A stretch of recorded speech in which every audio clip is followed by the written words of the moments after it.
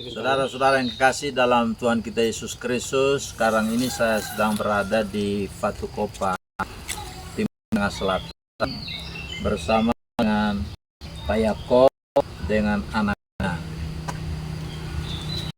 Kita ingin mendengarkan kisah hidup dari Om Yakob ini.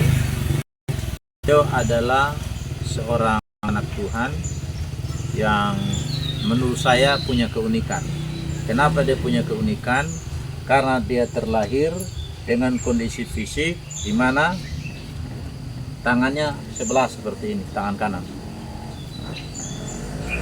Walaupun demikian, beliau ini sebagai orang tua yang sangat bertanggung jawab menyekolahkan anaknya, mulai dari SD, SMP, SMA, bahkan perguruan tinggi. Dalam kondisi fisik seperti ini, ya bagaimana ya mencari uang gitu ya.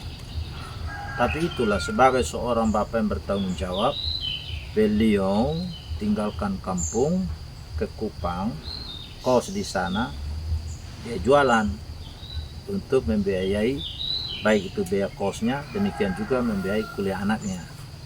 Ada suatu kesaksian yang luar biasa yang kita perlu dengar, bagaimana beliau waktu itu sedang membutuhkan uang untuk memenuhi kebutuhan anaknya kuliah. Lalu beliau berdoa, pergi ke suatu tempat yang rencananya untuk jualan supaya mendapat uang begitu. Bagaimana kesaksian ini kita tanyakan kepada Om Yakob, bagaimana ceritanya? Coba beritahu kesaksiannya itu sebelum berangkat berdoa bagaimana, lalu bicara dengan anak, lalu anak responnya bagaimana, kemudian sampai di tempat yang dituju. Ya. Sebelum saya berangkat dari Kupang, anaknya sudah tamat SMA. Saya berpikir membuat apa untuk dengan cara apa untuk dia bersekolah.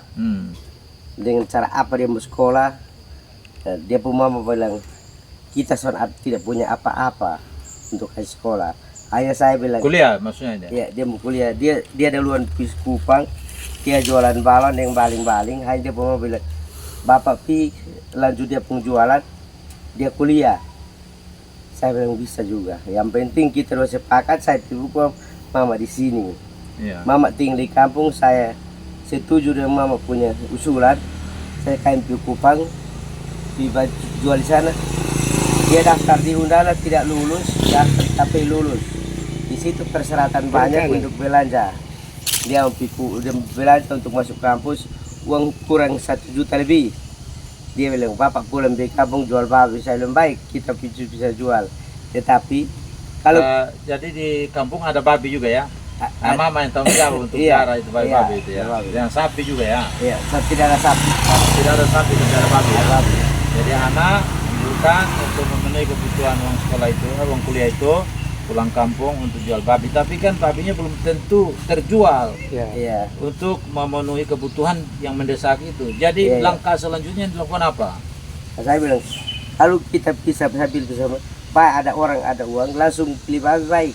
Tapi kalau tidak ada uang dia beli babi, saya terlambat. Nanti kamu terlambat juga masuk kampus. Sebaiknya mari kita berdoa supaya kita pilih Pelabuhan Bolok. Karena tujuannya saya melihat Bolok, selama saya lihat Bolok. Maksudnya Bolok itu pelabuhan. Pelabuhan. Ya. Kita Bolok untuk jualan di situ. Dia bilang apa di sana ada orang kosong masih free, bukan ramai ke Kupang. Saya coba kita jalan saja. Nah, saya paksa dia dua kali, dia bilang kita jalan sudah. Dia juga mau dengan paksa juga. Dia kita karena saya paksa dia perasaan saya orang tua, dia bilang kita jalan. Kami berdoa datang sini di bos, ambil baling-baling nembak dengan bendera. Waktu itu 17 saya jual bendera. Kami ambil bendera yang baling-baling sampai di Bolok. Di Pelabuhan sudah kosong, tidak ada orang, hanya kereta dong saja. Iya, karena memang kapal mungkin sudah berangkat dong. Jadi tidak ada lagi penumpang, pegawai dan sebagainya. Terus bagaimana? Dia sudah Pak, dia marah-marah saya, Bapak tadi saya kasih tahu saya bilang, Pelabuhan sudah begini kosong. Bapak paksa datang. Dan saya sebagai bapak, saya hanya pikir saya salah, saya tidak bisa dapat dia. Saya angkat tangan, saya bilang, Tuhan, tadi kami datang sudah berdoa, Tuhan sudah tahu. kami pulang jalan kaki tersadar Tuhan. Ya, jadi Saya- dari Bolok kemudian pulang jalan kaki. Terus Iya. bagaimana? Saya sudah berdoa habis begini, Tuhan sudah bekerja dan Tuhan suruh utus anak kecil satu datang tanya kain jualan paling-paling. Ya. Dia bilang, kakak itu paling-paling berapa? Dia bilang 110.000, dia untung sampai kesal saya pemama. Dan pikas tahu di pemama, dia mau tanya saya, bilang, oh itu paling-paling berapa? Saya bilang 10.000. Kasih dua, saya pada 2 orang. Jadi walaupun tidak ada orang di Pelabuhan Bolok, ternyata ada satu ibu di situ Mereka Iya. jalan kaki. dengan anaknya. Jadi Iya. anaknya beli 2. Beli 2, Jadi dapat 20. dapat Nah, 20. sesudah itu bagaimana Saya bilang, selanjutnya? ini tandanya Ini Ini- tanda-tanda penyertaan Tuhan ini sudah mulai. ini kita sudah bisa makan puasa 2 potong, kita nak otong 10.000, kita pulang Kupang. Saya bilang, kita jalan, kami jalan pelan-pelan sampai di atas pas rata itu ada satu om tanya bendera kecil lagi. Itu Tuhan sudah kerja buat orang itu, Tuhan sudah doa saya. Dia bilang, om itu paling kecil, bendera kecil berapa? Saya bilang 110.000. Dia bilang 5.000 sudah. Saya bilang, memang di Kupang beli 5.000 betul. Tapi kami beli datang di sini untuk cari 5.000 untuk makan nasi untuk ini hari, besok cari lagi. Dan sudah kasih 10.000, kasih 1, mungkin dia memang Tuhan luar biasa buat saya. Dia ambil 1 lagi, dia pinta tambah 1 lagi. Tadi dia pun kasih sudah 2 dan sudah 40. Saya langsung lihat kecil, adik saya kata, saya bilang, ini tandanya kita mau jalan kaki dari Polok sampai Kupang jualan. Ya. Ternyata kami jalan kaki dari situ sampai di Kupang, sampai di Alak. Dia bilang, papa kita naik bemo. Saya bilang, tujuannya kita mau hak asal jualan tempat pulang. Iya. Jadi kami jalan, saya di situ saya kami jalan, dia ikut jalan sebelah, saya ikut jalan sebelah. Di sambil kami jalan hanya kami angkat tangan bersuruh buat Tuhan saja. Harus buat tambah Tuhan terus sampai di Kupang jualannya habis. Nah, Jualan jadi ternyata Bapak Ibu Saudara jualan yang tadinya itu rencananya di Pelabuhan Bolok tapi tidak ada orang. Tapi ya ada juga sebenarnya karena ada satu ibu tuh dan 2 anaknya. Jadi kemudian ya seperti tadi sudah ceritakan, mereka jalan kaki dari Pelabuhan Bolok ke kota Kupang gitu ya. Nah, satu di sebelah jalan, satu di sebelah jalan. Akhirnya jualan tadi itu habis semuanya. Setelah habis mereka 2 pulang ke kos. Sampai di kos katanya mereka 2 berdoa baru hitung uang. Betul kan? Iya, Terus hitung bagaimana dong? 1.710.000. Iya, luar Lebih biasa. dari target mau belanja. Jadi uang yang didapat dari hasil jualan tadi itu 1.700.000 dan kebutuhan untuk bayar kuliah tadi berapa? 1.500.000, masih sisa 200, saudara-saudara, luar biasa. Jadi bagaimana perasaan kamu? Bagaimana pertolongan Tuhan begitu? Bahagia. Bahagia ya.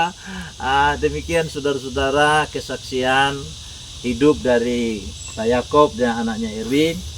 Erwin sekarang di Fakultas Perikanan semester 2 ya. Sekarang libur, jadi mereka pulang kampung sama-sama dengan kami dalam sebuah perjalanan misi.